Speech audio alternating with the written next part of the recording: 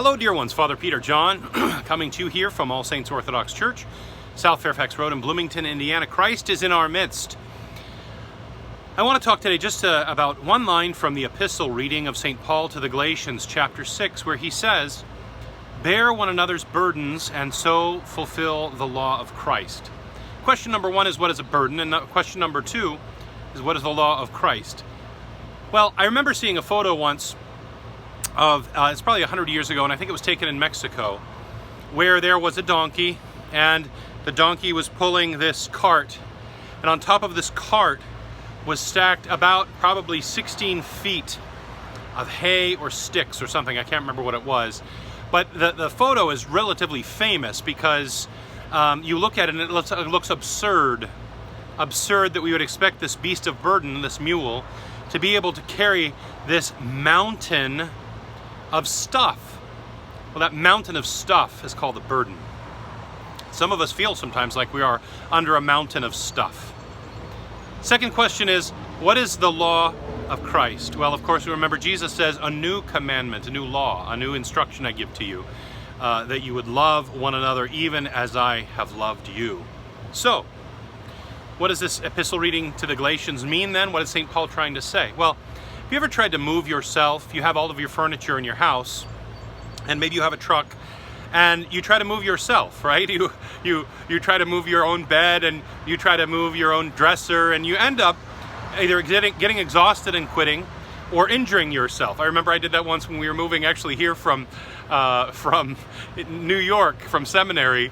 I wasn't too smart. At one point, my wife had taken the kids out of town for the day, and I thought, well, I'm going to surprise her and try to move all this furniture by myself.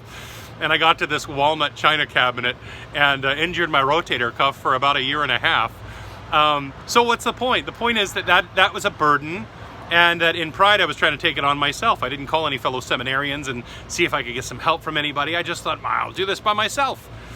And we do that in life sometimes, whether it's trying to move or whether it's something greater, where we have a burden that is grief, for example, or depression, or any number of things, right? I mean, you know what I'm talking about, and you can apply it in your own life right now in your heart. So we need one another so that we don't injure ourselves or end up quitting when we are under all this stress of this particular burden, whatever it is that we're suffering. And so when we do that for one another, when we relieve one another of the full weight of the burden, we help one another, right? It's the saying says that many hands make light work, you know. That's why you don't have two pallbearers. You have 6 or 8 pallbearers to carry a body, right? Because many hands make light work. We need to relieve one another of the weight of our burdens in life. Again, whether physical or spiritual, psychological, etc. And in so doing, we are fulfilling the law of Christ. We are truly loving one another when we do that for one another. That is love in action.